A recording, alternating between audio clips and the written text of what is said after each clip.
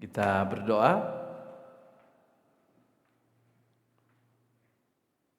Tuhan Yesus, firman yang hidup. Bukalah hati kami agar kami dapat memahami, mengerti akan kebenaran firman Tuhan. Biarlah Roh-Mu bekerja dalam kehidupan kami dan melalui kehidupan kami. Dalam nama Yesus kami berdoa. Amin. Silakan duduk.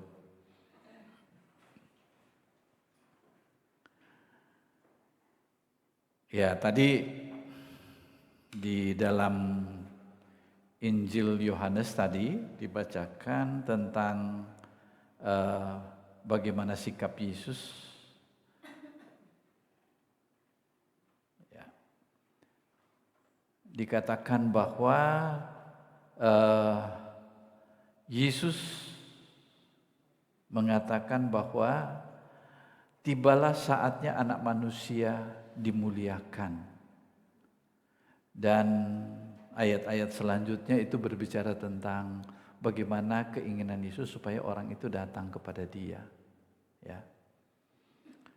Nah, kita cenderung untuk apa? Cenderung untuk mari kita kumpulkan banyak orang, mari kita cari jiwa banyak-banyak, sebab kalau jemaatnya banyak, pasti duitnya banyak, kan begitu, ya kan?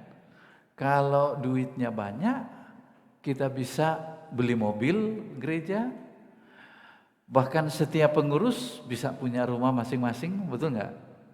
Lalu ada rumah sakit, ada sekolah, dan anak-anak bebas sekolah, karena itu punya gereja. Kalau banyak duit. Tapi kalau kita lihat pelayanan Yesus, tidak seperti itu. Bahkan orang pernah datang kepada Yesus, minta dana, mau minta fasilitas, mau ikut Dia supaya dapat makan. Tapi Yesus bilang, kamu salah alamat. Untuk anak manusia mau tidur aja pun gak ada tempat dia, gak ada tempat. Yesus juga kita tidak tahu di mana sih sebetulnya kantor pusatnya, nggak ada alamat gitu ya, nggak ada. Jadi pelayanan Yesus itu adalah pelayanan yang sangat sederhana, yaitu Dia memberi dirinya. Nah, kalau gereja sekarang yaitu bagaimana membangun suatu kerajaan yang besar di dunia ini dengan materinya yang luar biasa, lalu sesudah itu orang datang cari pekerjaan di gereja. Orang juga yang sekolah supaya bisa melamar di sebuah gereja. Untuk apa? Untuk melayani, digaji, ya, dan dapat fasilitas. Nah, kalau kita lihat itu di mana-mana udah begitu. Tapi sekali lagi itu kita tidak melarang ya, itu hak tiap-tiap orang. Tapi yang paling penting di sini adalah motivasinya. Motivasi apa? Motivasi buat diri sendiri. Motivasi buat kekayaan satu kelompok. Kekayaan satu organisasi. Nah, tentu ini berbahaya buat kita, yaitu motivasi orangnya. Padahal Yesus memanggil kita untuk apa? Untuk melayani orang lain. Yesus panggil kita itu untuk melayani orang lain. Tetapi kita seringkali terjadi yaitu kita panggil orang untuk apa? Untuk diambil uangnya, diambil kekayaannya, taruh ke gereja. Wah, ini bahaya sekali. Itu bahaya. Kita terlalu menyimpang, terlalu jauh menyimpang. Sekali lagi, kalau itu memang dia atur sedemikian rupa supaya bisa melayani orang miskin, orang yang susah, itu tidak ada masalah. Tapi kalau sampai sudah bermimpi bagaimana membangun suatu organisasi yang besar, membangun suatu kelompok yang kaya, yang eksklusif, dan kemudian merasa tenang di situ, Nah, kita tentunya harus bercermin dari apa yang terjadi di belahan bumi ini, bukan cuma di Indonesia. Gereja dibubarkan, bahkan ada gereja yang dibakar, ya, gedungnya ya. Kemudian ibadah dibubarkan, seakan-akan Tuhan itu tidak berdaya. Ini kan ibadah untuk Tuhan. Tapi ada orang yang datang begitu saja, orang kecil, artinya orang kelas bawah, lalu membubarkan ibadah itu dan tidak berdaya gitu. Belum lagi di negara-negara lain. Itu orang-orang yang percaya, orang-orang Kristen itu dibaris kemudian dianiaya, disembeli malah. Nah, ini yang seperti ini kalau kita lihat, yang salah siapa? Sekali lagi bahwa ada perbedaan antara maksud Tuhan, pikiran Tuhan dengan pikiran kita. Bagi kita, semakin banyak orang, semakin banyak harta, semakin banyak uang, dan kita bangga. Dan ini yang salah. Kalau semakin banyak orang, semakin banyak harta, semakin banyak uang, dan kita bagikan itu kepada mereka yang layak untuk menerimanya, ini enggak ada masalah. Nah, oleh karena itu, waktu yang lalu, rupanya waktu masih pandemi, persembahan itu masuk. Lalu bagusnya di gereja Anglikan itu dari pusat bilang, itu jangan ada saldo, harus dibagikan. Gitu. Harus dibagikan. Jadi, ya udah kita bagikan untuk dana yang disebut dengan dana Covid, kita bagikan. Terus mereka yang layak untuk ditolong walaupun dia tidak seiman dengan kita tolong. Ya, seperti itu. Jadi sekarang saldonya sudah tipis sekali. Dan targetnya apa? Targetnya bukan duitnya tambah banyak. Targetnya setiap bulan saldonya itu harus 0. Dan ini juga yang diajarkan oleh almarhum Dr. Stanley Heath. Dia bilang gereja itu kalau dia banyak saldo, banyak uang, itu harus dipertanyakan. Itu apa itu sebetulnya? Apa sebetulnya? Motivasi apa? Mau kumpul uang, mau jadi koperasi, mau jadi perusahaan atau apa?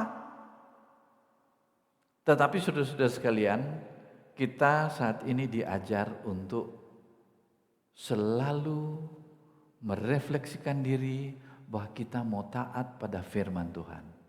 Ya. Nah, saudara-saudara sekalian, puji Tuhan, kita ini ya waktu pertama kali kita itu sampai 3 gedung ini kita kuasai. Tapi kemudian Tuhan bicara lain. Itu harus menyebar. Makanya sekarang kan kita punya jemaat di Sudirman yang lebih besar malah dari kita gitu kan di sini. Terus di Cimahi, berkembang luar biasa. Dan kemudian di desa, tidak usah disebutkannya desa mana. Dan di sini kita mulai lagi dengan anak-anak muda. Saya lihat senang sekali lihat ada Philip yang mulai melayani ya, Philip. Gitu. Terus ada Tio, kemudian ada Michelle. Itu dulu mereka ini anak-anak kecil. Waktu kita malah bayi itu, masih bayi gitu ya.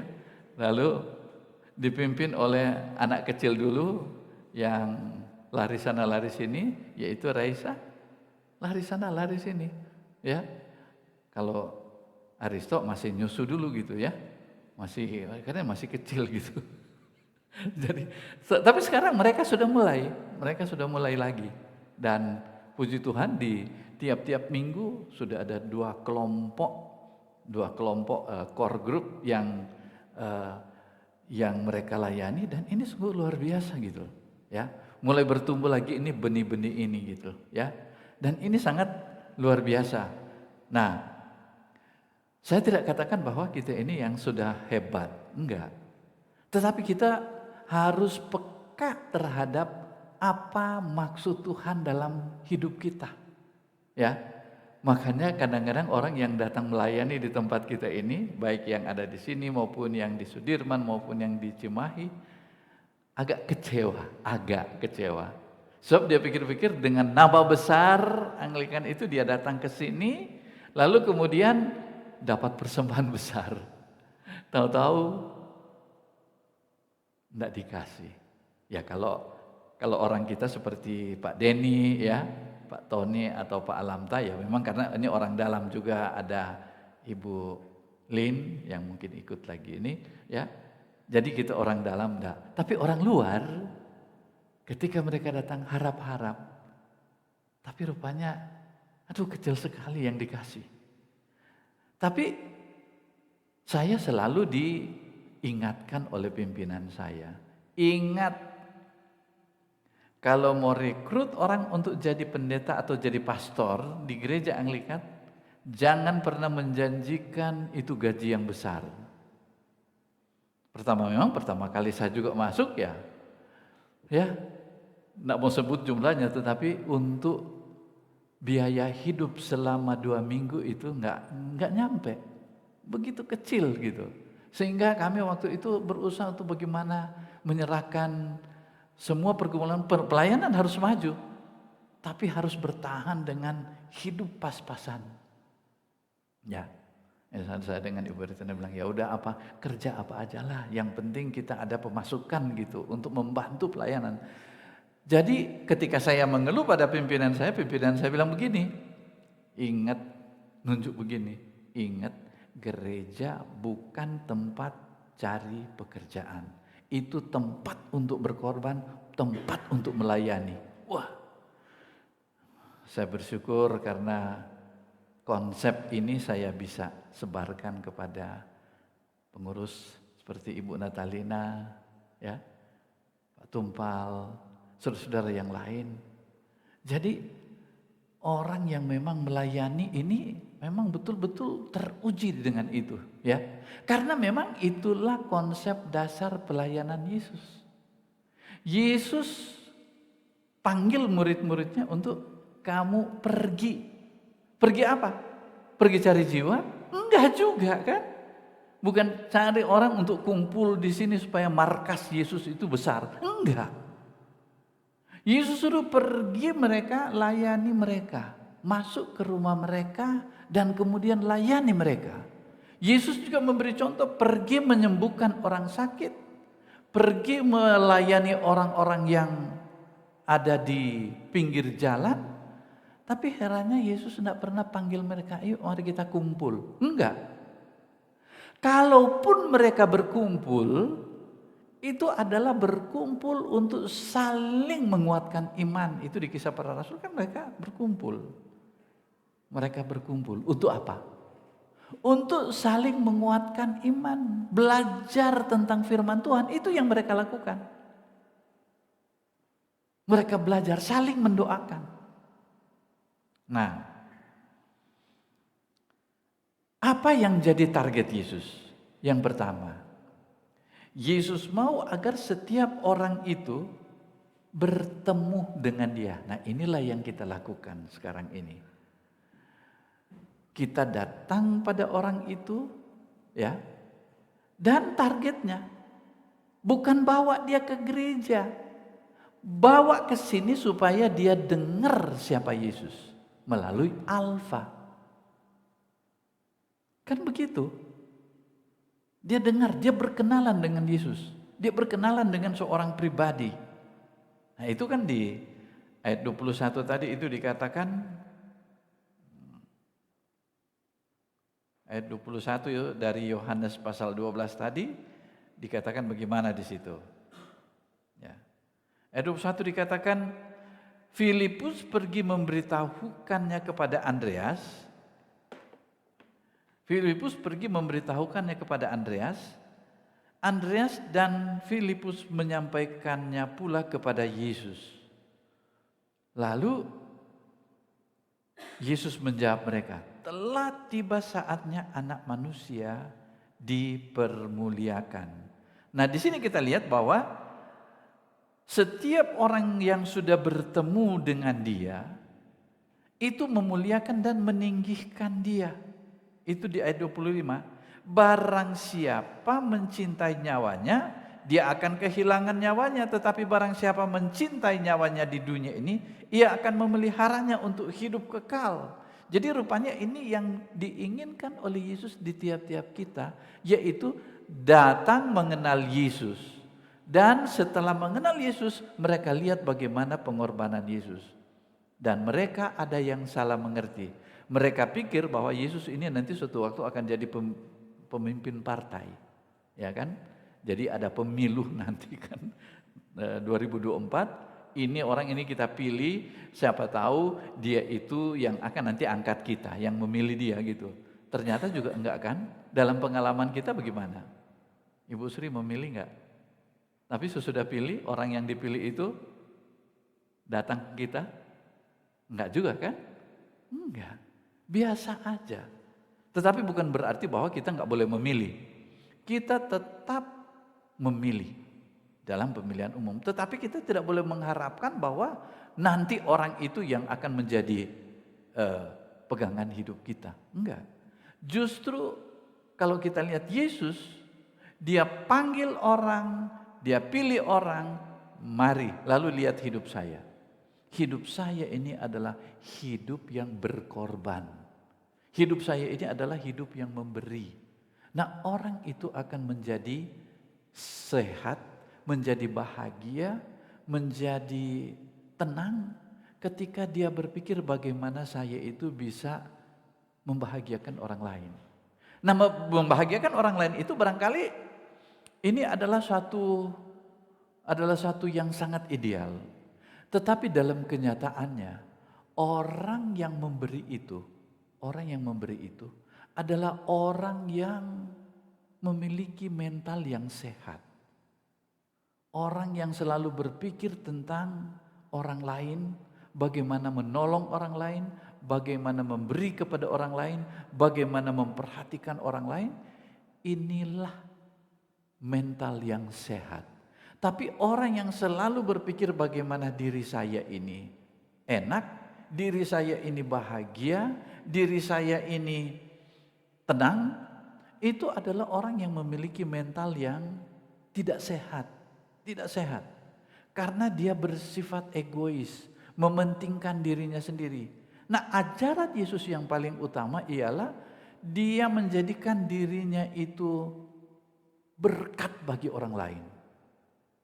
Dia tidak pernah memikirkan bagaimana masa depannya. Dia itu hadir di dunia ini untuk bagaimana bisa berguna bagi orang lain. Ya, hadir di dunia bagaimana bisa menjadi berkat bagi orang lain. Nah, bagaimana kita menjadi berkat? Mulai dari keluarga. Mulai dari keluarga. Kadang-kadang seorang ibu ya, Ibu Sri pernah alami enggak? Kita sebenarnya mau makan, enak kue itu ya. Tahu anak itu makan gitu. Terus si anak itu lihat kepada ibu sih, "Ma, mau makan?" "Oh enggak usah, mama masih kenyang." Padahal sebenarnya pengen kan? Tapi supaya apa? Demi anak. Kan gitu yang kita alami, ya. Udah kamu makan aja, habisin aja. Bukan cuma ibu, tetapi bapak juga begitu. Kadang-kadang saya yuk makan ini, ya silakan aja, habisin aja gitu. Maksudnya supaya dia itu kenyang dulu dan kita belakangan lah gitu, ya. Jadi itu mulai dari situ. Tapi kemudian ini harus melebar kepada orang lain gitu. Kadang-kadang begini, kita dalam di pesta-pesta begitu kan, tibalah saatnya makan, lalu apa yang terjadi? Kita berebut untuk makan. Tapi kalau kita mempunyai hati yang melayani, ya udah kasih dulu orang lain. Nah, mengapa di bawah itu kita sediakan makanan? Itu sediakan makanan itu yang pertama bukan supaya kita kenyang, tapi supaya kita ada kesempatan untuk layani orang lain. Itu berkat loh. Jadi Pak Iwan silakan, dia ambil, baru kita layani kita. Itu yang tahap awal ya. Misalnya Ivan ambil gitu kan, dia kasih ke Lani. Atau Siska ambil, Ibu Sri mari silakan. Kan begitu. Nah, kita harus punya perasaan begini. Tidak enak kalau kita langsung ambil sendiri terus kita makan. Kita ambil, kita tawarin sama orang lain. Pas kita ambil, ya habis gitu. Ya sudah nggak apa-apa. Asal orang lain bisa kebagian dan kita dapat berkat apa? Berkat kita adalah sudah melayani orang. Ya, memang itu sudah tingkat yang berikutnya. Tetapi sebetulnya inilah yang diinginkan oleh Yesus dalam kehidupan kita. Untuk apa sih kita hadir di dunia ini? Saya ketemu dengan salah seorang pengusaha di orang Batak. Dia bilang begini, Pak, saya itu waktu di tol itu tidak ada yang nyenggol saya, tidak ada yang menghambat saya. Tiba-tiba mobil saya berputar berapa kali di tengah jalan itu. Mobil sebelah lewat, mobil sebelah nyenggol. Dan saya berbalik arah begitu. Dia bilang begini, seharusnya saya mati. Tapi Tuhan kasih kesempatan saya untuk hidup. Tuhan kasih kesempatan saya hidup. Nah, pertanyaan selanjutnya dari dia, makanya dia panggil saya lewat Ibu Hertina. Sebenarnya saya hadir di dunia ini untuk apa? Nah, inilah yang saya sampaikan kepada dia. Saya juga sampaikan kepada saudara-saudara sekalian. Mau hidup berguna atau tidak berguna gitu. Toh pada akhirnya semua yang kita miliki, mau itu rumah, mau itu mobil, mau apa saja, itu juga habis semuanya. Kita juga nggak bawa kok. Kita nggak bawa. Dan kalau kita tiba-tiba mati, pertanyaannya, kita sudah buat apa? Ya, kita sudah buat apa? Tapi kalau suatu saat kita itu dipanggil oleh Tuhan, kita sudah tahu bahwa kita sudah bisa menolong orang lain. Nah, sekian banyak orang akan berkata begini, wah, mama kamu dulu ya. Wah, kalau bukan mama kamu saya, waduh, enggak tahu bagaimana. Mama kamu itu baik. Itu yang diceritakan oleh orang-orang itu kepada anak cucu kita gitu. Nah, kira-kira cerita apa yang akan diceritakan oleh orang lain kepada anak-anak dan keturunan kita? Apa? Nah, oleh karena itu, saudara-saudara sekalian, ketika kita melihat kepada Yesus, Yesus itu telah melakukan pengorbanan itu. Makanya saudara sekalian, dalam masa-masa ini ada warna apa ini? Ungu itu juga ungu. Ini masa yang dulu namanya itu disebut masa sengsara. Kalau dalam bahasa Inggris itu disebut dengan Lent. Kalau sekarang dipakai masa prapaskah. Ya. Nah, nanti kita akan dalam minggu di mana ada masa Jumat Agung itu disebut dengan mulai dari hari Minggu sampai hari Jumat sampai hari Minggunya lagi itu disebut Minggu Suci. Jadi dimulai dengan Minggu Palem. Ketika Yesus masuk ke kota Yerusalem menjadi eluh-elukan Hosana Raja kami. Tapi kemudian berapa hari kemudian dia disalibkan. Lalu sesudah Minggu Palem masuk kepada hari Kamis sebelum Jumat itu ada Kamis disebut dengan ada yang menyebut Kamis Putih, tapi sebetulnya itu disebut dengan Kamis sebelum Paskah. Jadi hari Kamis itu ditandai dengan Yesus mencuci kaki para murid. Kan begitu, Yesus mencuci kaki para murid. Nah, itu kan juga adalah satu kerendahan hati bagaimana dia mengorbankan harga dirinya itu untuk melayani kaki para muridnya gitu loh. Jadi dia balik semua itu. Dan sesudah itu biasanya di hari Kamis itu sesudah ibadah, biasanya sore kita adakan ya, malam. Maka semua ini altar dikosongkan. Lampu dimatikan, betul ya, Bu? Lalu salib ditutup. Ini semua tutup. Lalu masuk pada Jumat Agung. Lalu masuk pada Sabtu sunyi. Nah, pada hari Minggu, maka semua ini diatur lagi jadi putih semua. Hari kebangkitan itu, di situ kita rayakan dengan penuh sukacita, yaitu sukacita Paskah. Ya, itu urutannya. Tetapi, apa sih makna kita ikut merenungkan penderitaan pengorbanan Yesus ini? Maknanya di sini ialah bahwa kita itu diingatkan. Warna-warna ini kan begitu lihat warna, kita diingatkan saya lagi puasa. Saya harus menahan diri dari kesombongan, saya menahan diri dari segala kepentingan diri sendiri. Saya mau berkorban untuk orang lain, saya tidak mau marah-marah, saya bersedia untuk dihina. Ya, orang kalau kita dihina, ya, ingat orang yang menghina itu sedang banyak sampah di dalam dirinya dan dia ingin mau buang ke kita gitu. Kamu itu kurang ajar, kamu itu nggak benar, kamu itu seolah-olah kita dibikin begitu kan. Nah, kalau di dalam masa puasa seperti ini kita hanya tengok begini, oh iya, makasih semuanya, terima kasih tegurannya, begitu itu.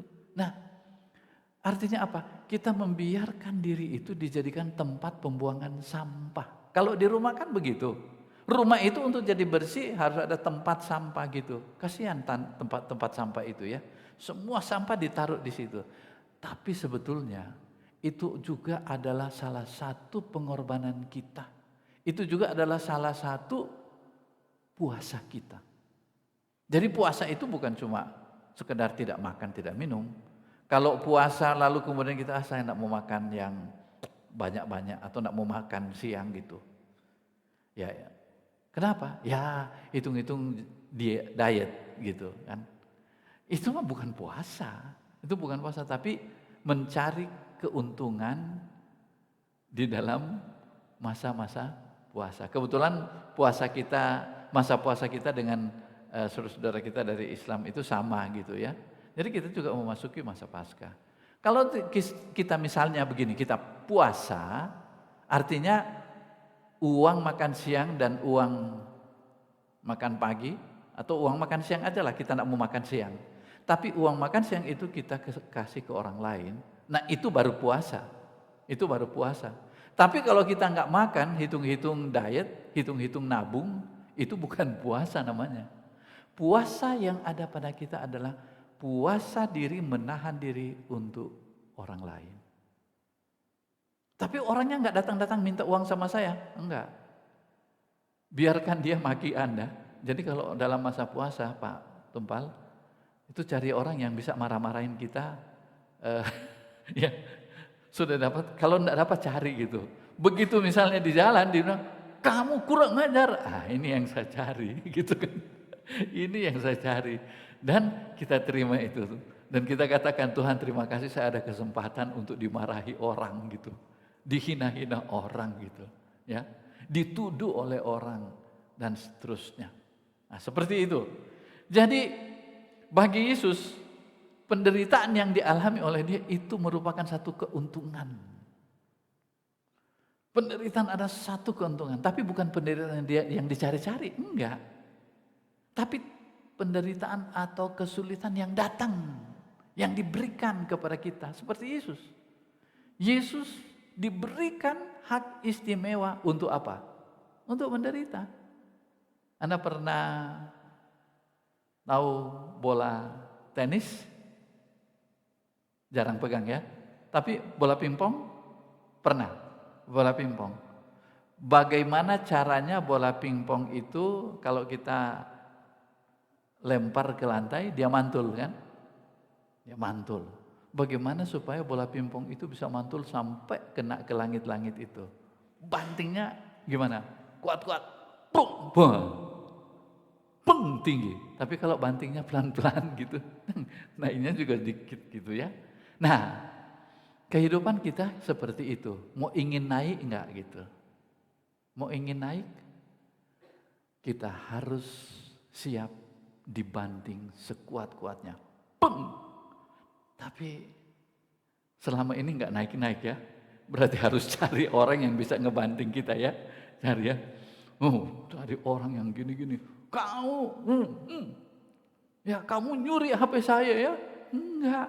Jangan banyak ini. Gitu. Ada kemarin seorang ibu ngeluh ke saya begini. Pak, saya sampai depresi. Kenapa? Itu omongan teman saya itu. Saya bilang, aduh bu, minta maaf di antara ibu dengan ibu. Lalu dia bilang apa? Yang bikin dia depresi apa? Dia bilang gini, kamu ini cuma cari uang melulu ya, menggunakan kesempatan cari uang. Di situ dia down. Pulang ke rumah nggak tahu, dia nggak kenal, sampai dia teriak-teriak di rumah, dia nggak sadar. Itu orang sampai depresi begitu, karena dengar kata-kata yang menuduh dia. Sakit hati. Tapi kalau kita sekarang, kita sudah tahu ya. Besok kalau ada yang nuduh bu, ya, itu berarti kita lagi apa? Lagi dibanting. Terima nggak? Terima nggak? Mau terima? Kalau Anda nggak terima, mau terima nggak? Siska mau terima nggak? Mau dibanting seperti itu, nuduh. Itu yang paling sakit hati. Kamu mengganggu suami orang. Waduh, padahal enggak. Aduh sakit.